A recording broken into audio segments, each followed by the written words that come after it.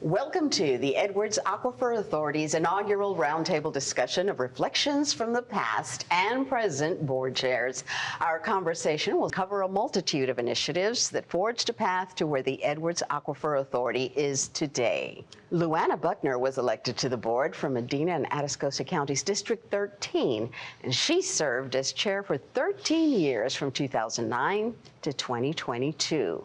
Enrique Valdivia is the current chairman of the EAA Board of Directors. He's from District 7 in Bexar County and was appointed chairman January 19th, 2023.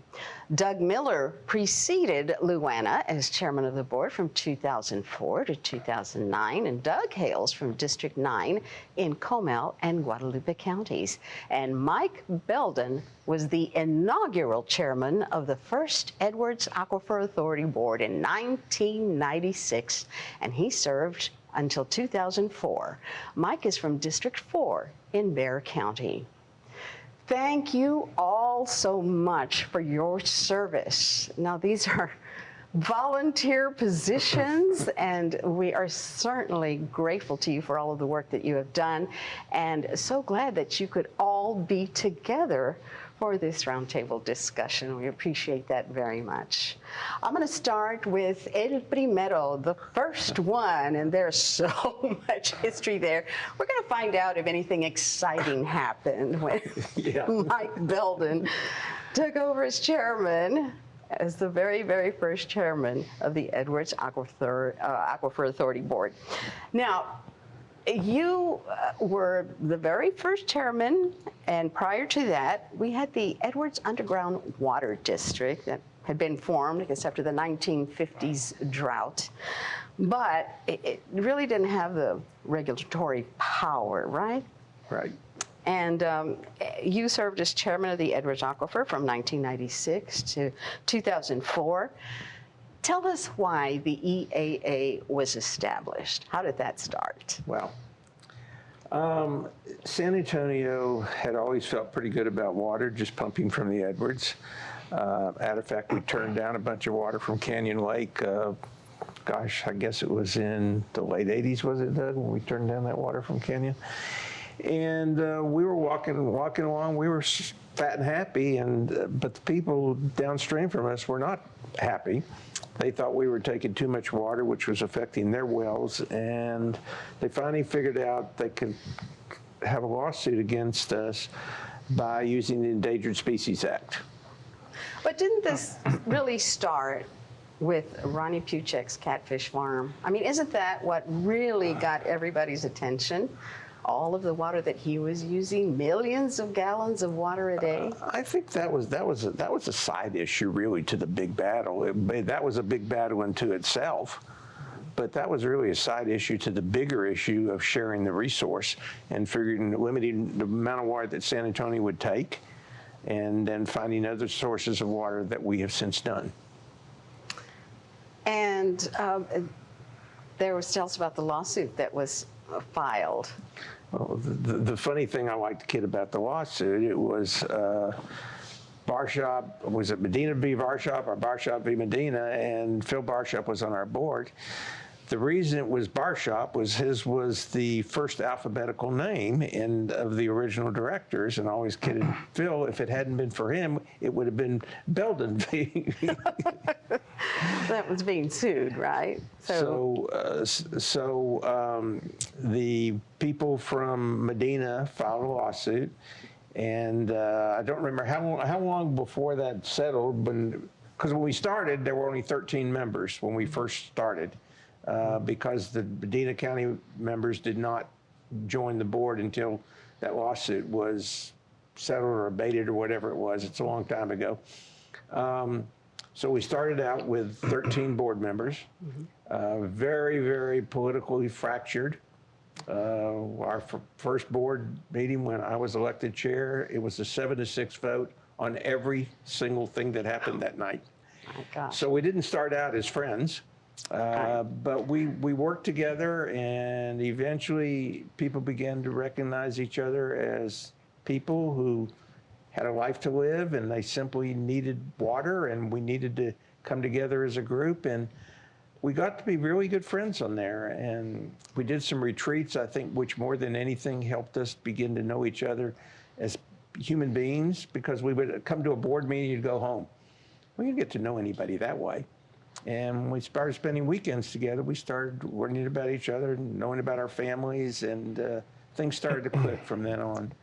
But yes, I mean, that's wonderful. Don't you wish every other agency did that? Got to know each other a little better. But the Sierra Club filed a lawsuit in 1991. And didn't that lead to the creation of the EAA? I don't think so, but I could be wrong. But Sierra What do you Club- think, It Doug? did. Well, there had been a number of lawsuits or threatening of lawsuits. One of them I was reminded of the other day is that the Guadalupe Blanco River Authority filed a lawsuit to declare the Edwards an underground river. Because if it was an underground river, you know, flows into the west, flows out in the east. There's a stream underneath it, was their proposition. And if that's the case, then water that's in under the ground is private ownership. Water that comes through a stream like that would be public ownership, and it would be controlled by the government, some governmental entity. So that was one. That didn't go too far. It was overturned either in the appellate court or possibly at the Texas Supreme Court a long time ago. But yes, so the Sierra Club lawsuit, I was there the day Judge Bunton opened up the case, and it was interesting. He was an interesting character, and it was out in Midland, and he walked in.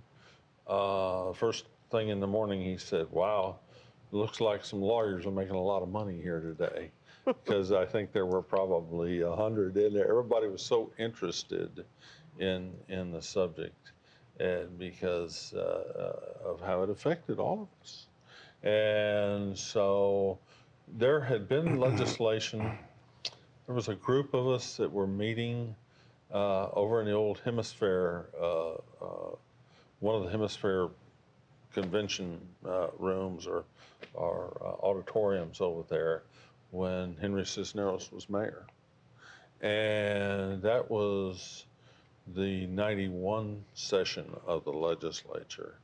And we were pretty close to having a meltdown or an ecological event at that time because of the lack of rainfall. And but that day during the session, there were a number of, everybody was trying to figure out their position. You know, the farmers needed this, the springs needed this, San Antonio had 1 million people to take care of, the people downstream they really weren't involved at that point, because I don't think they recognized how tied they were to those springs in New Braunfels and San Marcos. And so it failed in 91, the legislation did, really, even with Henry, Dr. Cisneros getting to, I think, make effort to get it moved forward. But the interesting thing is, right before there was to be intervention by the Department of the Interior, it rained, like within a day or so. So when it rained, everybody said, okay. So it was during that time of 91 to 93 that the Sierra Club filed this lawsuit. Against the U.S. Fish and Wildlife Commission. It was the U.S., which is part of the Department of Interior, yes. And I'll never forget having lunch with then United States Senator Bob Kruger and the Secretary of Interior, trying to recall, there were so many, but they're on his house on the Comal River. And that was really, things started to pick up along that line. I think it was Lujan, Secretary Lujan. Now before that, had anybody heard about the blind salamander? Not really. No. See, Doug's going way back. I was new to water. I wasn't a water warrior, as I like to say. Doug and Luana were water people. Yes. I wasn't involved in water at all before this. I had been chairman of the chamber in '94, and positions like that, when the year ends, I mean, it's long live the king is dead, long live the king. When you finish that term, you're nobody. You just go on, and the next guy has his year. And in the January meeting after December, when I went out of office, a fellow named Jack Willem, he said, look, they think we're going to pass legislation to set up an authority. We think we can get you approved as a business person on that board. Would you be willing to do it? I said, hey, it sounds like something I could do for a year. Sure. Well, but I wasn't a water guy. I didn't have all this history that Doug and Luana had. I just was new to the scene. But as a businnesman, you certainly knew the importance of having enough water to attract business but I had and not grow been deeply involved like Doug and Luana had. Yes. But Mike knew how to cut a deal. And that's important. Well, It really was his leadership that helped us, because when you had, in fact, I wore today my tie that I wore during some of those water battles. It says conserve water on it, and I've had it all these years. I bring it out for special occasions.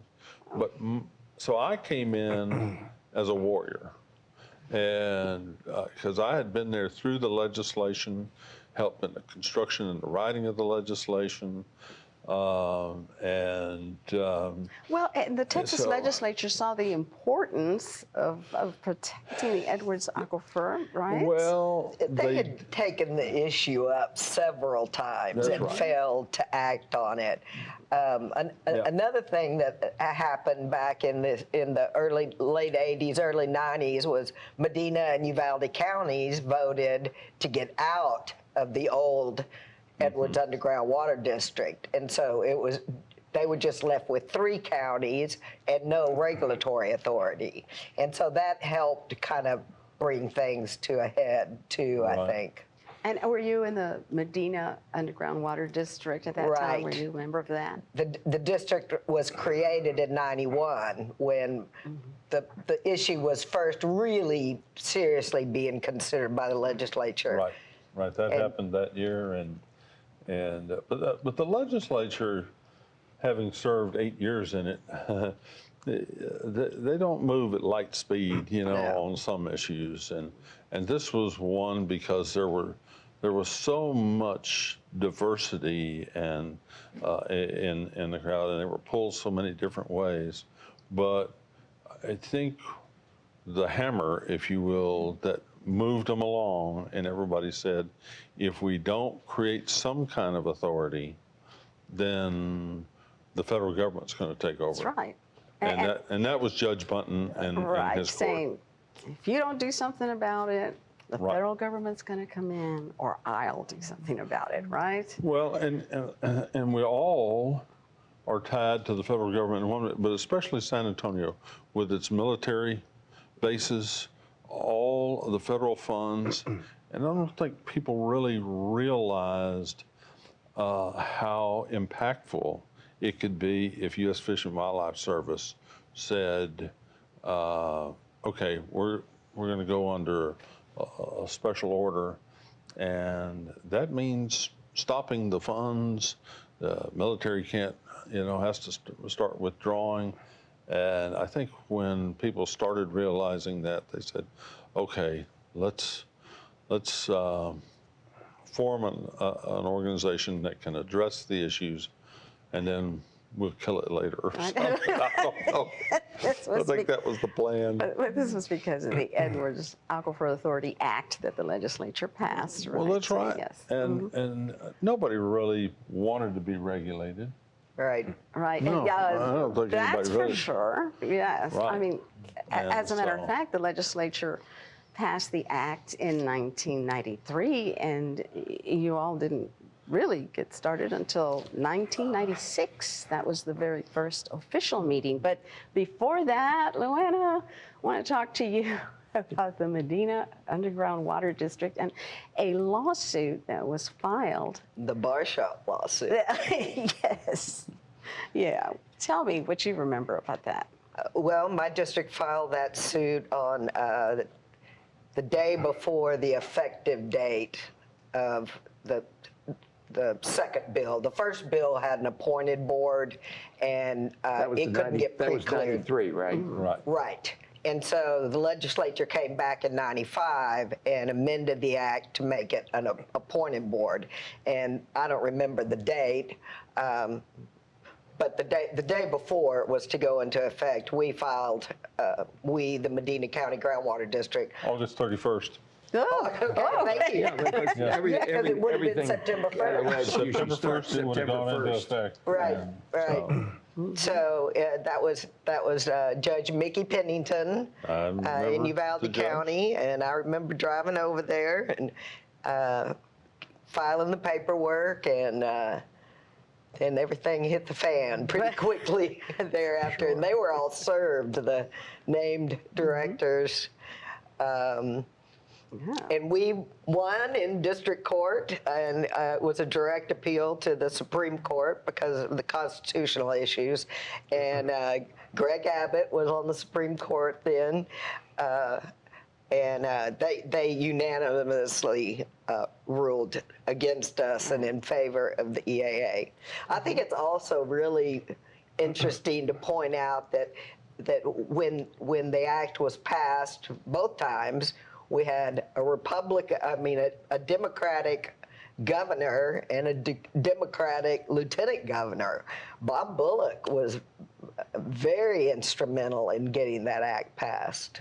Yeah, both times, especially in '93. In fact, the meetings that we held, certainly it was folks from the West, the Farm Bureau, and all the farmers from the West, the folks from San Antonio were there, and then I represented the downstream issues, and it was Senator Armbruster, who was a senator from Victoria, where the water flows down to,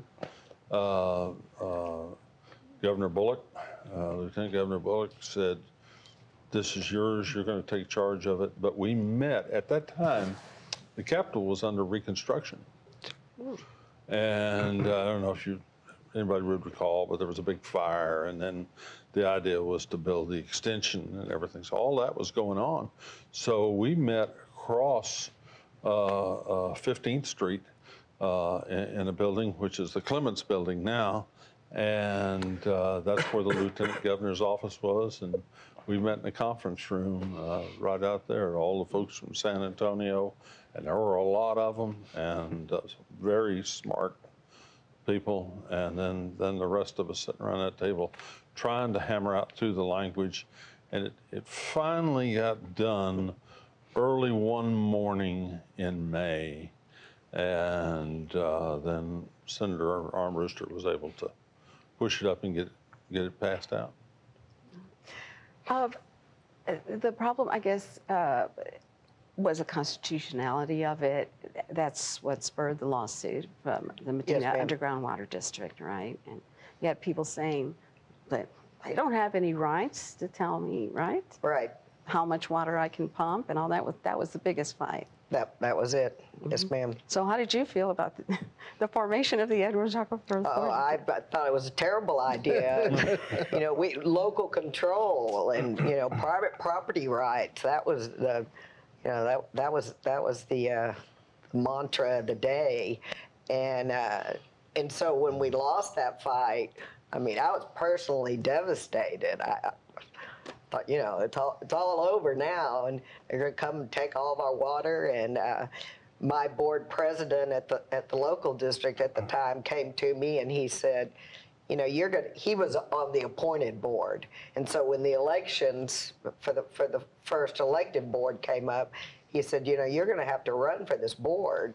And, we'll pay you to go to the meetings because like you pointed out, we're not paid for these positions. And so that's how I got on the board. Oh. And because of the fight you had, right? Right. If you can't beat them, join them. I think that was even in my candidacy statement. Can't beat them, join them. And Enrique, what do you remember about the beginning of the Edwards Aquifer Authority? Were you? Well, very little. I think I was in kindergarten at the time. No, actually, it was before my time. But y'all aren't that much older than I am. But what I remember about it, really, I'm a lawyer by trade, and I knew many of the legal eagles on the Sierra Club. Stuart Henry was a friend of mine, and he was a principal mover on to have the lawsuit, bring the lawsuit that created the Edwards. So that was my perspective, as an environmental lawyer. I saw it as a good thing. I understand that what Luana touched on was a very important sentiment, is that people felt like their water was being taken from them, that it didn't belong to the EAA to regulate. I guess there's still an open issue about ownership of groundwater, but that's where the lawyers are making all their money, right? That's what the judge said. Yes, right. But I think the important thing, a couple of important things that were touched on. One was that the original suit was an Endangered Species Act suit, and that what that has meant is that one of the key pieces of what the EAA does is try to preserve the habitat for these endangered species. There's like this fountain darter, there's a blind salamander, there's these cave critters and so forth. But principally, we're very concentrated on maintaining spring flow for those species that rely on the Comal and San Marcos Springs, the water to keep flowing and maintaining that environment. So we put in a lot of work doing just that. And the reason for that is because of the legal vehicle that was used to create the Edwards Aquifer. So, I came in later. Mike was already gone, so we didn't have the 6-hour meetings anymore. Doug was very good at herding the cats and keeping the meetings short. And at the point that I came in, it was much more, I missed out on all the fighting, not all of it. There's some fighting came later. Well, the reason Doug was able to hold short meetings, we'd done all the work in the first 8 years. That's exactly right. That's right. To start any new project, is a huge endeavor, and you deserve a lot of credit, Mike, for getting it off the ground, and Doug, for really maintaining the degree of respect and cooperation that I saw when I came on. I did not expect that, to be honest, but it was, by the time I came on board, it was certainly more, I don't think we had any 7-6 votes. They were usually unanimous. I think I voted nay one time, and Doug took me aside and said, "Well, what's the problem?" But I don't remember what it was either. But I felt I was a new guy. I felt it was important that I vote no on something, so I did. You were the big process guy. If we didn't follow the process that we normally did, or that you felt like that was the way to go, that's my impression of you. As process was also very important to you. Yeah, I think that sounds right, and I found that I could respect everyone at the table, and I could be heard, despite the fact that I was coming from more of an environmental activist background. I think all the different interests, the Sierra Club's interest, the farmers' interest, the spring communities, and the downstream people, Victoria and those communities, all had a voice, all have a voice. And I think that that's really allowed the authority to manage the resource effectively. I mean, we've had some tremendous challenges with the droughts, recent and from the past. I mean, it's not an easy task. It was not easy to set up. It's not been easy to maintain the professionalism that we've seen. And we've been challenged by the environment that, thank goodness we got some rain recently. Yes. We did a couple of things in the first, when we first started, that were really key to our success. Number one, we hired Greg Ellis. Greg was a water lawyer from Houston who had really, really thick skin. And you could scream at Greg, you could yell at Greg, it didn't matter. He had a job to do, and he was going to do that job. He was not intimidated by anybody. The second thing we did, was great importance, was we hired Darcy Fraunfelter as our general counsel. As I remarked to these folks earlier today, Darcy was the only person I had met in the water world that didn't have an agenda. His agenda was the law. And that was what he was always constantly preaching to us. This is what the law is. And always explained both sides, and he guided us, I think, magnificently through the process. To this day, he continues to do that. The other thing that was really important in the beginning was that, as I told you, I didn't know anything about water. I was not a water guy. This guy and Luana were on opposite sides of us, so they had different views. And so my view of the thing was, if the two of them could work something out that was not unfair to San Antonio, that was probably a pretty good direction to go. And that's how we made a lot of things happen. The two of them would figure out a way that served both of their communities without harming ours. And we used that philosophy and got through a lot of hard decisions. And I won't say everything we did was perfect, but I think we did a really good job of finding a way through the really tough questions.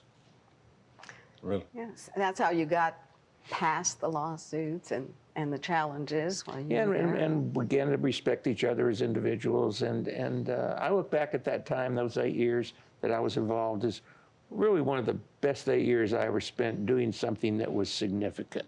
There's a lot of things you do that sound good. This made a difference. And so I think all of us from that original board and to the board today feel like we've really made a contribution to this area and have made something work that was really, really important. And we've seen it through the droughts. I mean, it's worked. I mean, we've just been through a terrible drought, but we got through it. We did get through it. And, back, if people, I'm certain there's a lot of new people that have moved to San Antonio in this entire region. But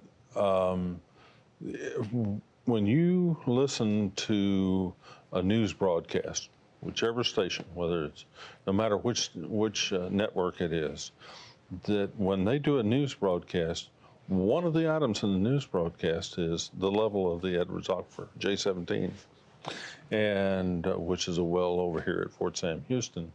And prior to all of this, and really even in the first couple of years, we didn't have that. People were not focused on and didn't realize how critical preservation of the aquifer was for them and how important. Now, I think there was some that remain nameless that felt like San Antonio was going to grow when the pool came underneath them and they take all they want.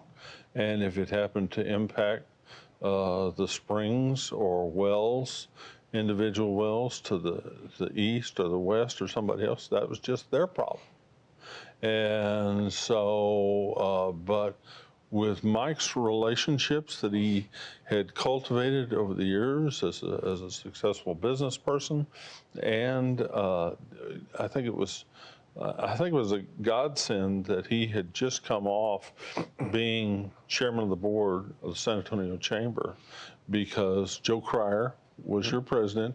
Joe had a lot of influence. Certainly, Cindy, his wife, did. Former county judge, former state senator, and so the relationships that Mike had, he was able to, when people from San Antonio would question some of the things we were doing, he was able to relate to them, and they could relate to him and talk. I think it was magnificent. We were very fortunate to have Mike.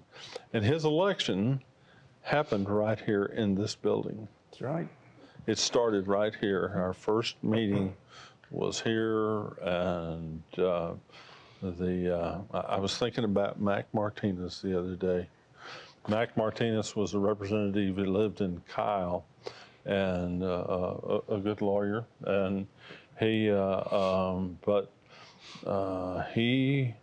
was being persuaded not to vote for Mike, and we got together and visited, the four of us from the east, and there were, I think, 3 from the west that were all on board with each other, and I think the best thing that we had, and then of course there was Mike and Phil. Well, there was, going into the meeting, we knew that there were 5 votes for me, there were 6 votes for my opponent, and there were 2 votes undecided, and they were the 2 San Marcos votes. And until I walked into the building that night, I didn't know how the San Marcos people were going to vote.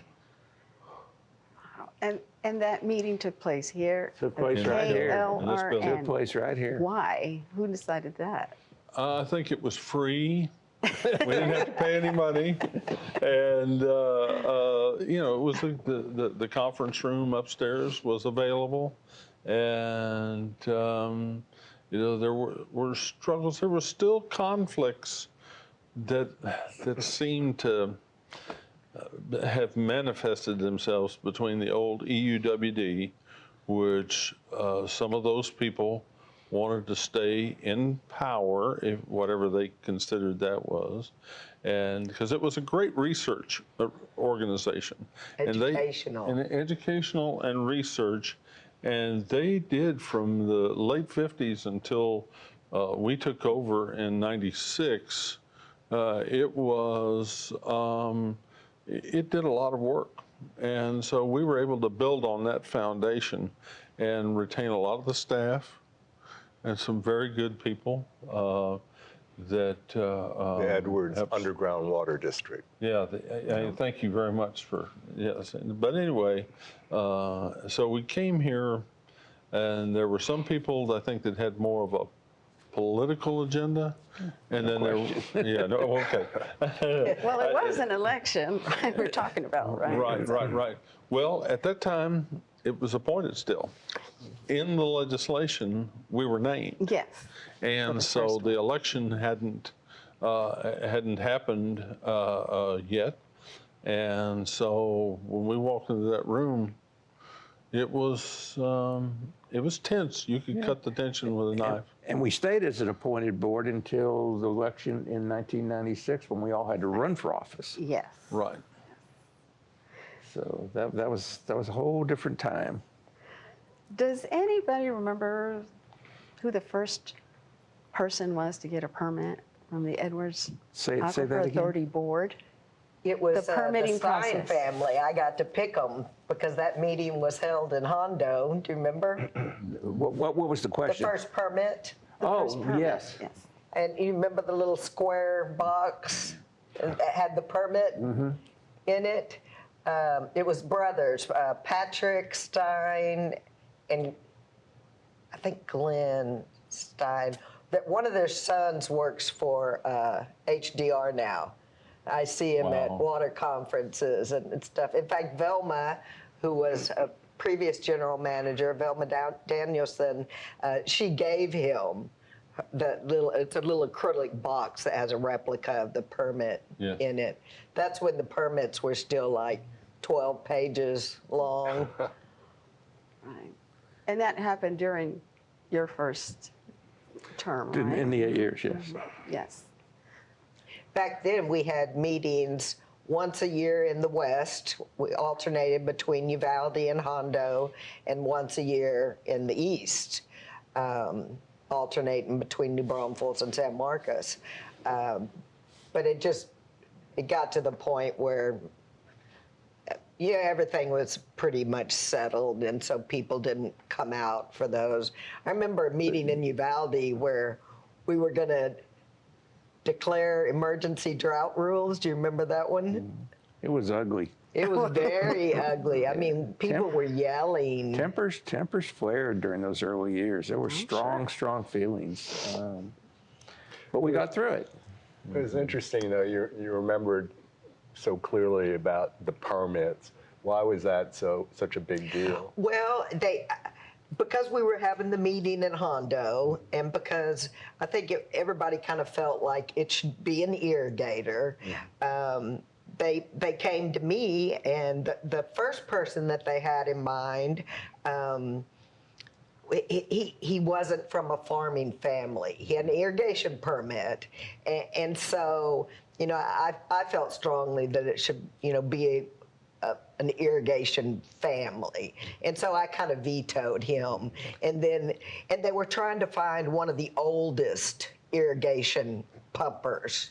The well had been in operation the longest, and the Stein family has been farming there, for a generation, 2 generations. So, and they'd been farming all this time before. Until then, they didn't need a permit.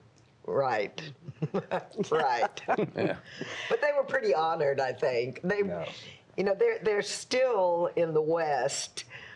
I mean, it's nothing like it used to be, but there's still a little bit of the haves and the have-nots. Yeah. If you didn't have a well, now you got to buy water rights to drill a well, in most cases. And so, the farmers, they now have something that's worth a whole lot of money that the dry land farmers don't have. And so I still hear it every once in a while. Not like it. I mean, used to be, I could hardly go out in public without being, at least ask questions, if not being, kind of vilified. Mm-hmm. So it's not like it used to be. And again, I mean, y'all have both said it. Mike was I think I gave him a bottle of glue once. He was the glue that, held us together and really got us off to a great start. And the weekend sessions, which they still do now, I mean, that's continued to be an annual thing. And I think Mike started that like the second or maybe third year that we were in operation. So those are very helpful in, helping us be a more cohesive unit. And Doug, in the early days, then the emphasis was on the permitting process, not so much collecting scientific data. Now, when and how did that start? Well, I think it was a situation where the scientific work actually continued on, but because of the federal lawsuit and Judge Bunton's ruling, and then the legislation, this all needed to be tied together. And that was, as Mike said, where we relied on people like Darcy Fraunfelter, our general counsel, and and also Greg Ellis's expertise. Greg came to us from the Harris subsidence district, Harris County subsidence, and we based a lot of the law on that district because that district had permits, and it was the only one in the state of Texas. And so they also had an appointed board, and that's why we put an appointed board in there. And so all of that, the research still continued on, and fortunately, Greg as general manager, saw the importance of us continuing to do the scientific research and everything. But yes, because now when you go to a permit system, it starts to have, as Luana said, economic value. I could see down the road people thinking about how much that is and what it means to them, and others could too. I'll never forget, Governor Briscoe was a big player in the creation of the Edwards Aquifer Authority. And Billy Clayton, Speaker Clayton was Speaker of the House when Governor Briscoe was there, and he was Governor Briscoe's lobbyist. And boy, you know, talking about being a young greenhorn like I was and having to work with Billy Clayton, who knew all the rules and all the tricks in the books, it was a learning experience. But they started to see the value. And so that was in the back of their mind about how these permits, depending upon the number, you know, 250, 250,000, 300,000, whatever that number came out to be based on science, right, would now have value, because the only way to really irrigate or to pump for industrial or manufacturing or city needs was to have a permit. And as Luana said, those people didn't have permits.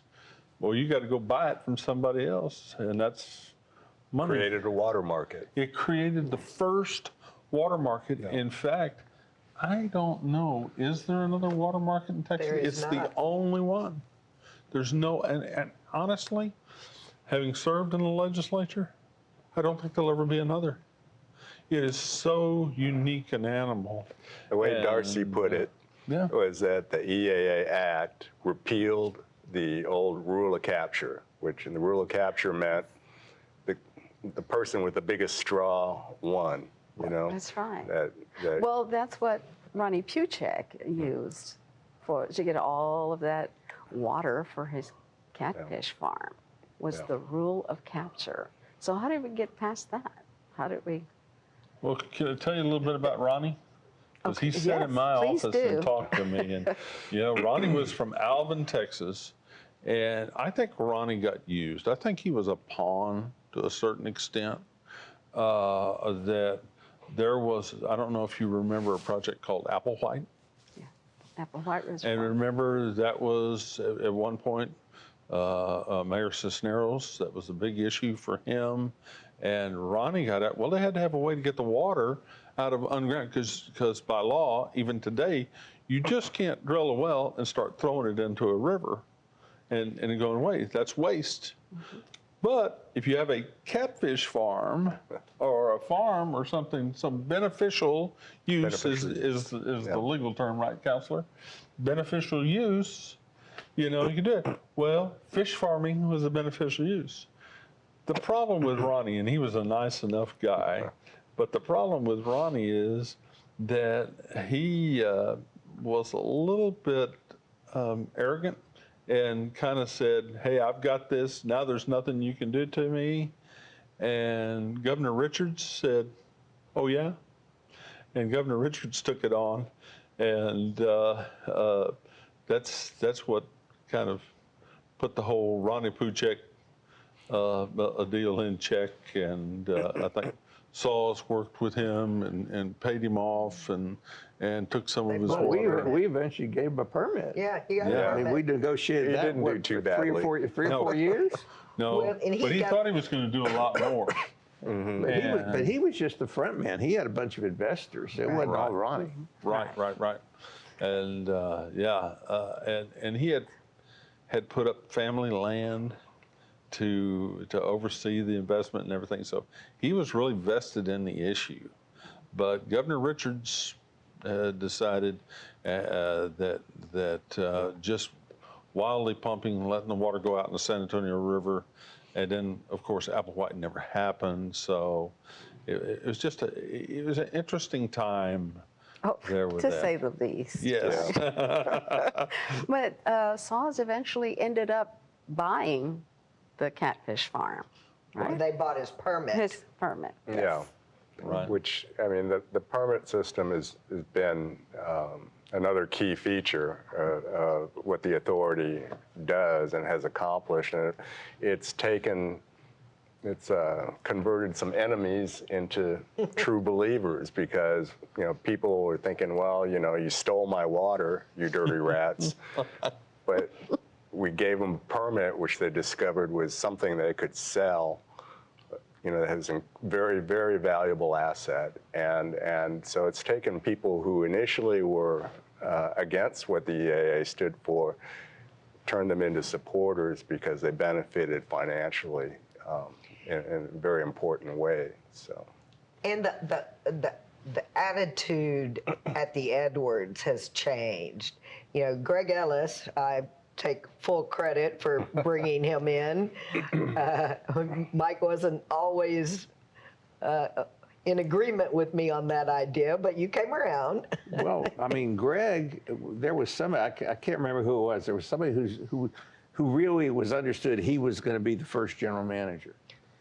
And Greg came in for an interview, and he just blew everybody away. I mean, we had kind of agreed that we were going to select this other person, and Greg came in there with one of the great interviews I've ever seen. very smart man. It was. Yeah. But back then, and they had to have this type of attitude because people were hostile and angry, and so it was kind of a strong arm tactic, for lack of a better term for it, where now I think we're seeing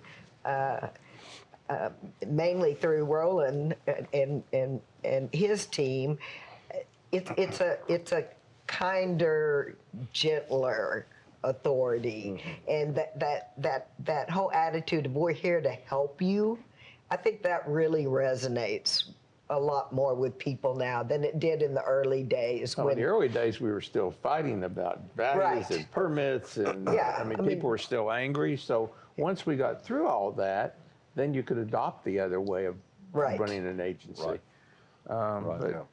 But it's I think we all look back on those days with a great deal of pride that we actually made a difference. Not too many times in your life you have a chance to really make a difference, and we did. Mm-hmm. That's right. And thank you for that. Doug, you mentioned the J17 well and how the media these days always reports on the Edwards underground water level. So how did we turn that around and get that out as, get the media convinced that this is an important issue? Well, I think SAWS has played a bigger role in that. I think it has, but we took on another a role that we really hadn't, and I believe it was your predecessor, or Jerry Green. Yeah, no, maybe it was Johnny yeah. Rodriguez. Well, okay, so it was Susan, I believe, and some other folks who really felt like education and public relations was another area. And that came out of these retreats that we had, is that we weren't singing our own phrases or stories or telling people what the stories were.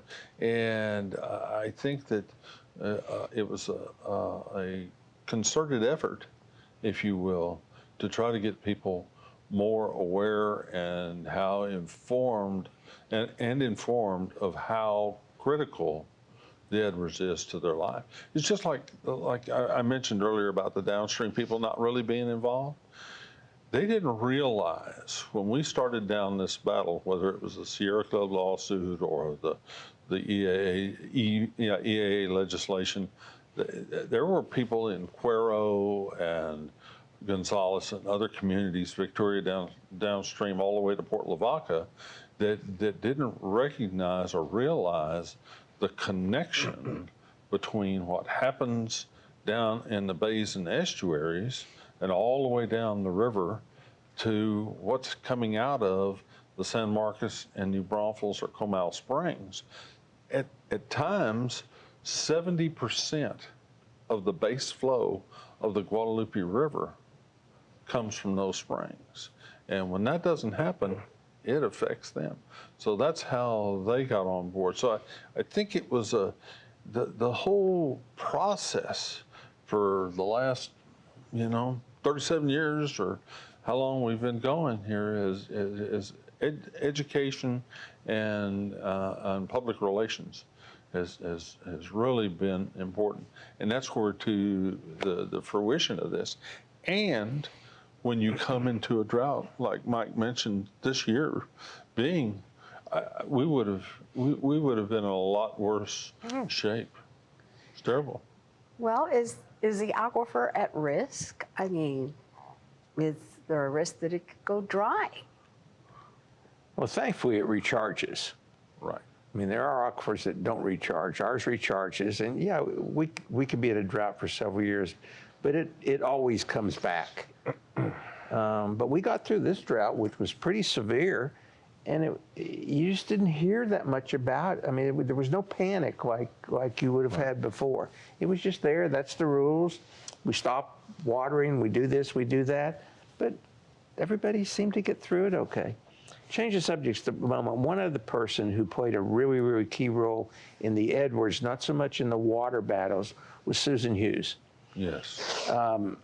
Susan was our environmentalist on the board, but Susan was not a crazy environmentalist. She didn't scream or yell or anything. Susan always took her time to explain things to us, and she won a lot of converts just by her measured approach and understanding exactly what she was talking about. And so a lot of the legacy of those times, which you see now, was because of Susan Hughes. Yes.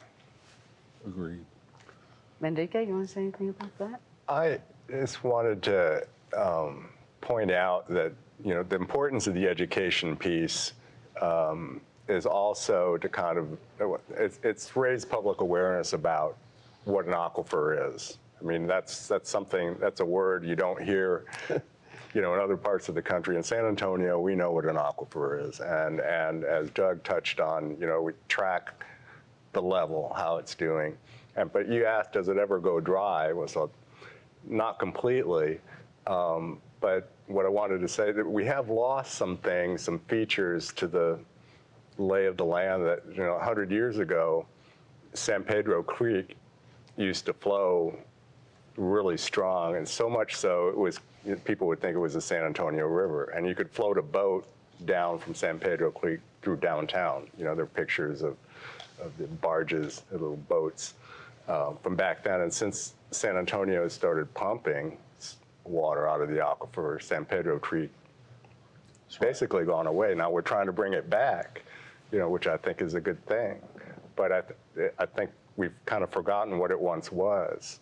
It was a very important stream in San Antonio that's gone away for a while, and hopefully it'll come back. But I don't know. I mean, we're working on that. But the effect of pumping. I mean, we're going to continue to pump, and yes, no, the aquifer won't go totally dry, but how much pumping we do now into the future will affect what streams look like in this area. It'll affect how much water there is in the Guadalupe and other streams that people rely on. So there's that connection that, ironically, actually in the law isn't really, at least Texas law isn't recognized. There's surface water and there's groundwater, and they're totally different legal treatment. And that's still the case now. Maybe someday the law will recognize what nature already does, is how it's already all connected.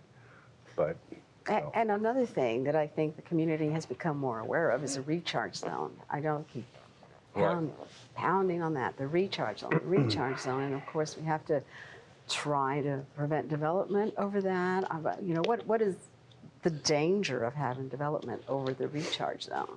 Well, I think there's two dangers. One is that if you're closing up opportunities for water to flow into the aquifer, okay, then you're limiting the recharge. And the second thing that I think Susan and another others that educated me about is the pollution that can happen. You know, every time you build a street and there's cars parked on it, people are fertilizing their lawns, all those things. Where's that water go when it rains? You know, it's either running down into a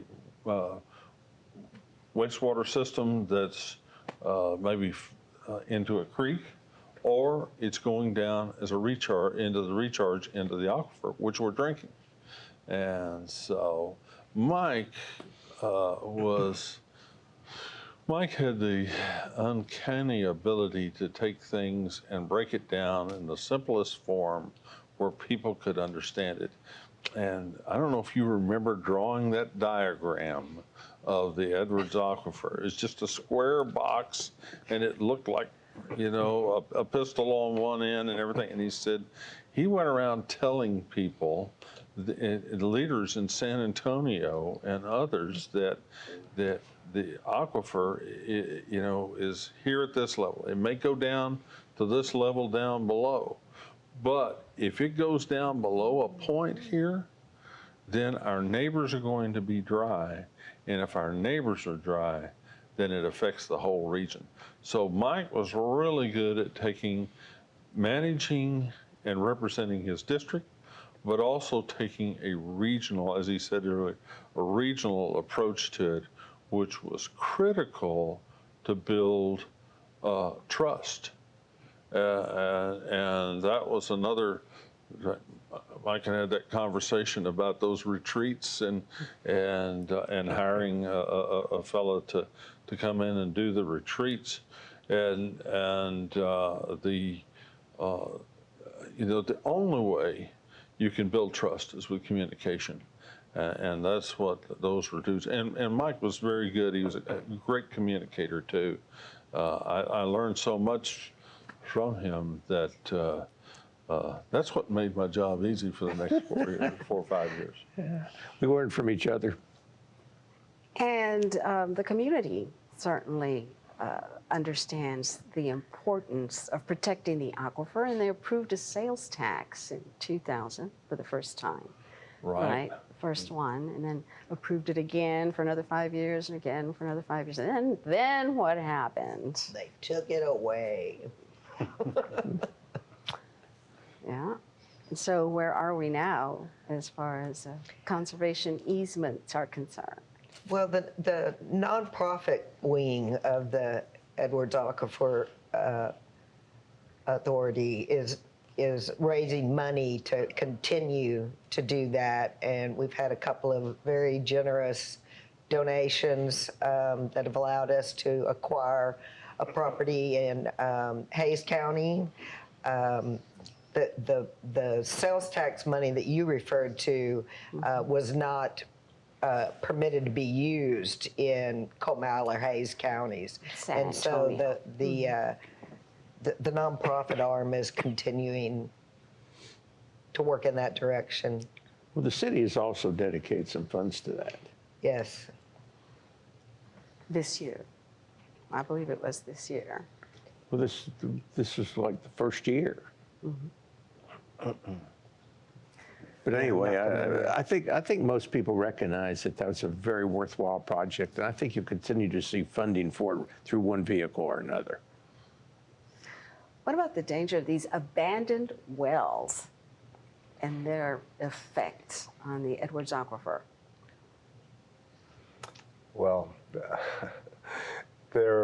they can be a real problem because they're a vector for pollution of the aquifer. And in fact, it's, I believe that was the cause of a problem we had around Leon Valley in the north side of San Antonio. There was some abandoned wells that I believe was a dry cleaner or somebody was putting dry cleaning fluid down that hole. And it was contaminating nearby water wells.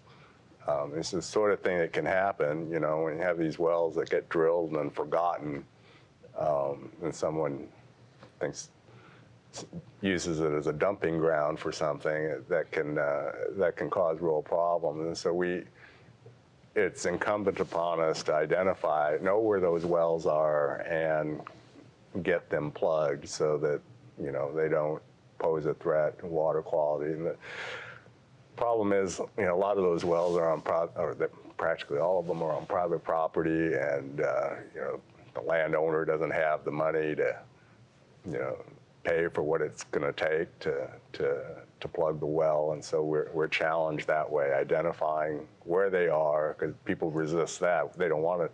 They don't want us to know. And the second challenge is just finding the funds to deal with the problem. Well, I was just going to ask, is there any kind of fund or any kind of nonprofit that's raising money to do this? Well, the Edwards has a certain amount of money that they'll make available if you qualify. In other cases, when it's an extreme situation, the Edwards has gone in and plugged the well and then just put a lien on the property. And if it's ever sold or changes hands, then they get repaid. But, another huge difference between now and Enrique's chairman and back when Mike was chairman is social media and the way that the Edwards uses social media. I don't know if y'all are on social media a lot, but they're all over Facebook, Instagram, and it constantly running ads just on things like we're talking about, abandoned wells, education, the level of J17.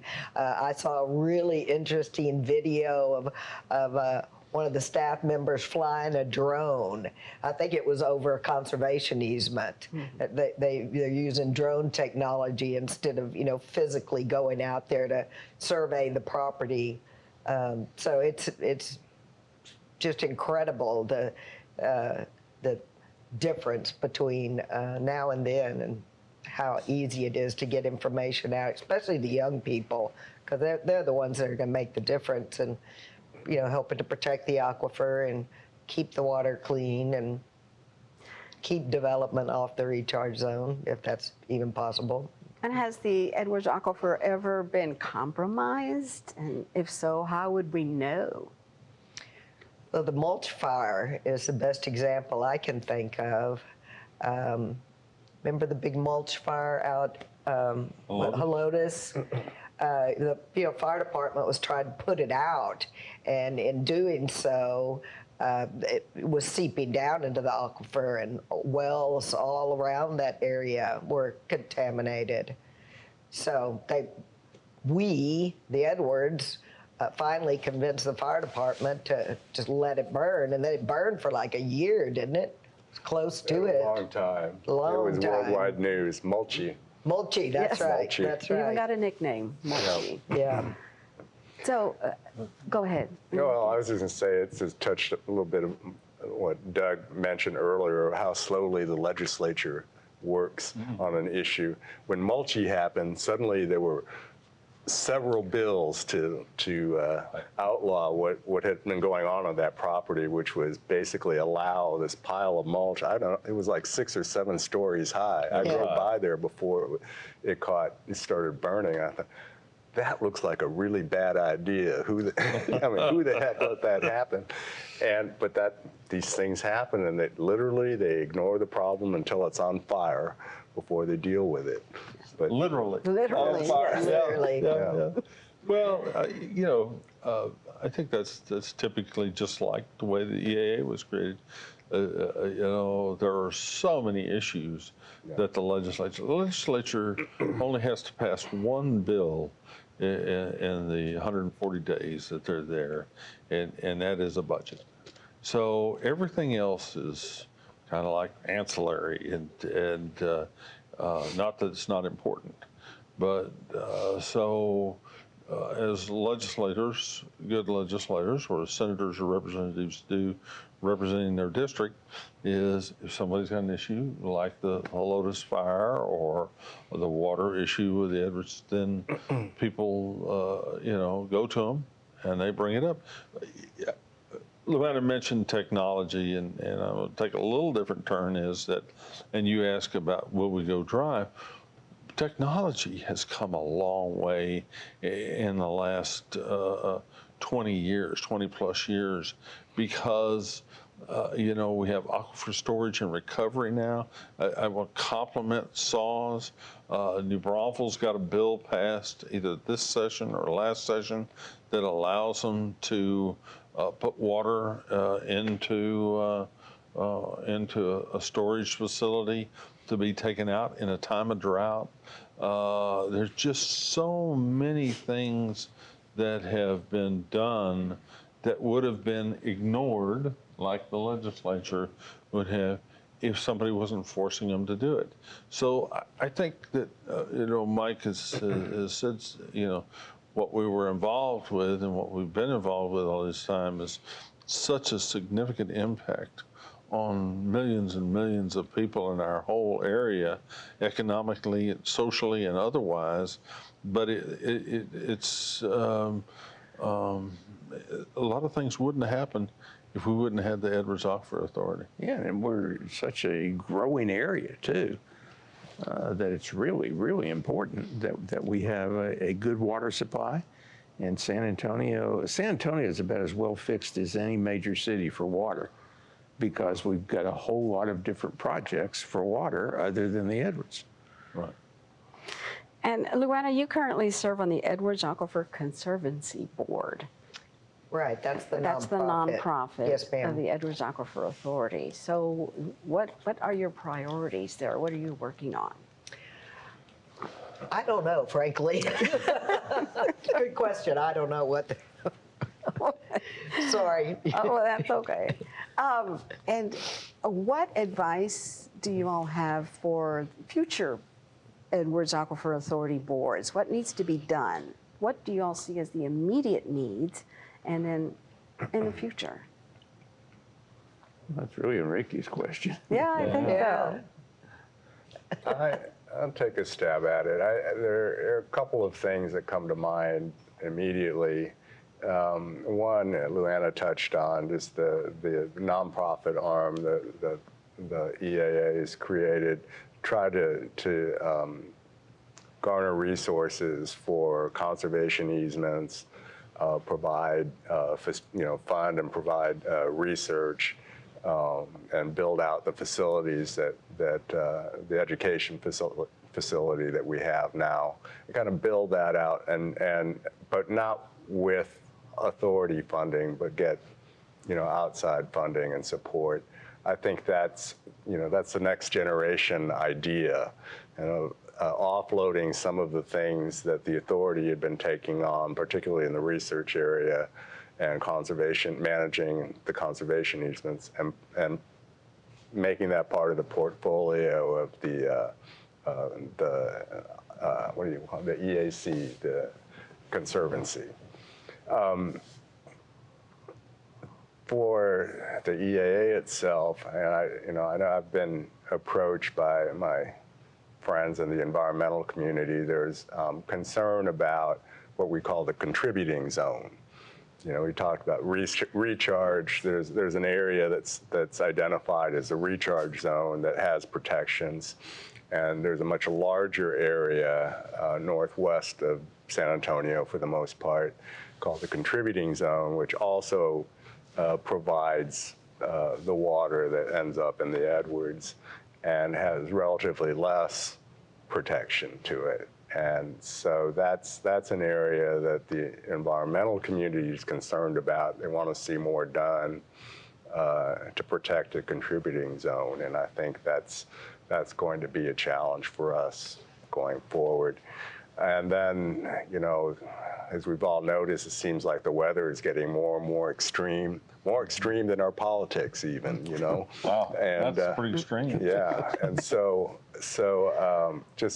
we set up all our planning around this thing called the drought of record in the 1950s. Mm-hmm. And we're looking at maybe there's going to be a new drought of record, and are the plans that the protections we put in place enough? Are they going to be enough going forward? because it seems like, whether you believe in climate change or not, I mean, it's a fact that it didn't rain for many months this year, and that was a real problem. Thank goodness it started up again, but I don't know that we can always rely on that. It seems like the extremes of weather are going to be our big challenge. And we've talked about the recharge zone and the contributing zone, and the third one is the artesian zone. Yes. Right? Right. The artesian zone is the area where actually this is like artesian wells. An artesian well is one where you just put a pipe in the artesian zone and water comes up without a pump.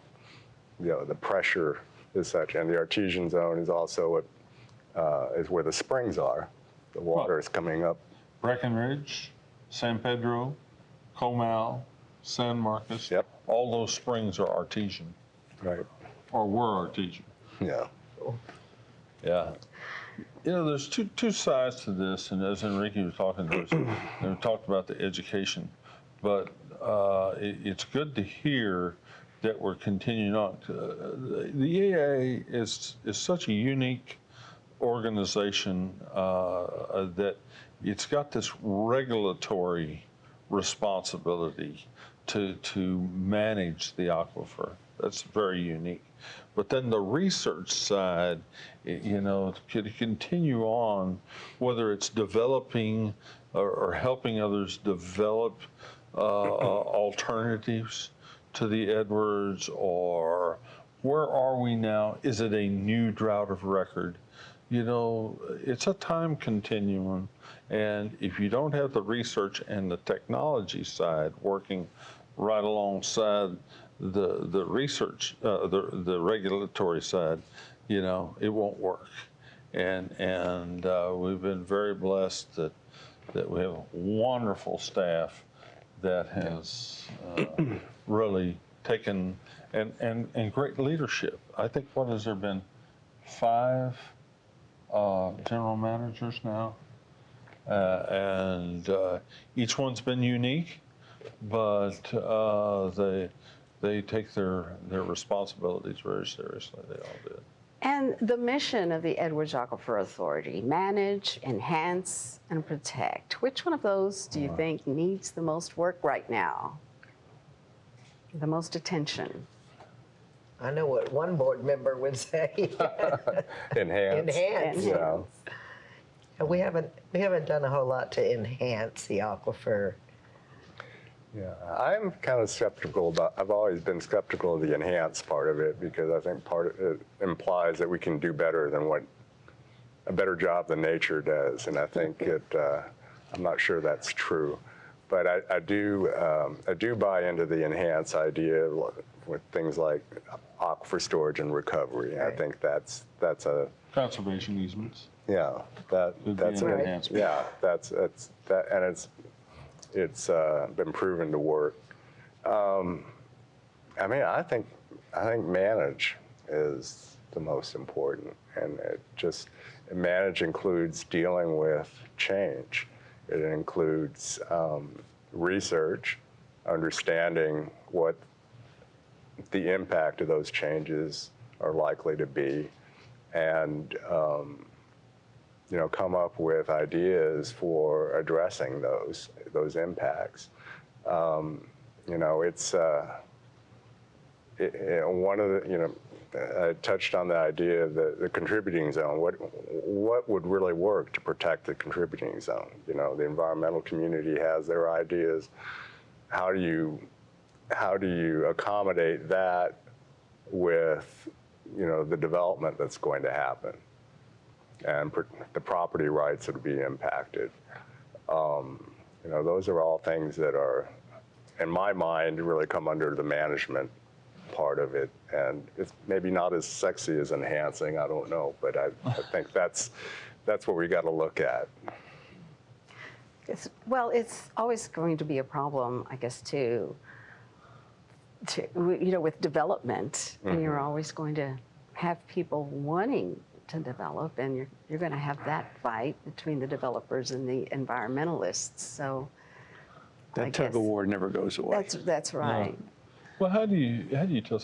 I had a young lady who was doing some research, and she was going to A&M, and there's a new development, 2,500 acres just west of New Braunfels. It's new, not new now.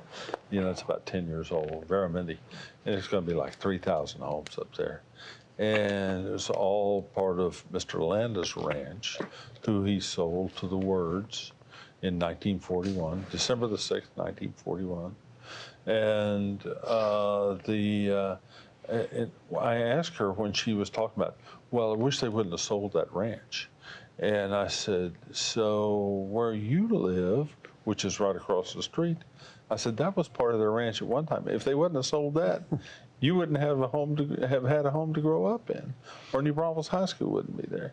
And so at what point do you tell somebody, okay, you or your family chose earlier not to develop, but they want to sell their land now, and the only way, the highest and best use for it is the development. How do you tell those people, well, you just weren't quick enough on the draw. Sorry, you've lost. Your land's not worth as much as the guy that sold it. So striking that balance and making sure that developers do the. I'll tell you, one quick story is, I won't mention the developer, but out off of Loop 1604, I came in one day not long after I was chairman of the board, and this developer had clear cut about 100 or 150 acres. I mean, it was the scorched earth. And I said, son of a gun, I worked so hard to help these people and keep that anti-development sentiment at a minimum. And then these people come in and they just bulldoze everything, and they did it without a permit. They got in trouble, but once it's done, it's done.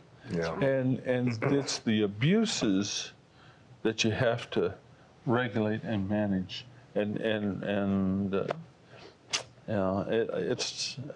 somebody said something about herding cats. Yeah, the whole thing is like herding cats, but it's critical. Right. We've touched on some very important, critical issues for our community and the aquifer, and I would like your closing thoughts now. So, Mike, can we start with you? Well, I think it's interesting to look at where we are when this all started and where we are today. We've come a long, long way. I couldn't have imagined when we started that we would be where we are today, because it was so cantankerous and difficult at first. Whereas now there's a buy-in. There'll always be problems, there'll always be difficulties, but there's a general buy-in to what we're doing. And that sure wasn't the case to begin with. Doug? I agree totally with Mike, and it's it is something that a source of pride, if you will, to look at what has been accomplished over the time and continues to be accomplished by the organization, and all the people that, whether they realize it or not, have benefited and will continue to benefit from this. And I hope there's one legislator that his whole mission was to get rid of the Edwards Aquifer Authority. He's retiring. And so it's, and he laughs about it now. But the fact is, I hope that this organization can continue to evolve to the point where it's continuing to protect the people, the resource, and all the things that it's been doing, not just protect, but so that's my hope and my desire, and it's just wonderful to have been part of such a great organization and work with such great people. So I'll third that, and I think under Enrique's leadership, the EAA is in a great position to continue to do this work, and it's been a pleasure of my life to work with these guys and served on that board. Enrique? I told you I might start crying. It's inevitable. Well, at You got least your it was at hanky the right end. here. At least.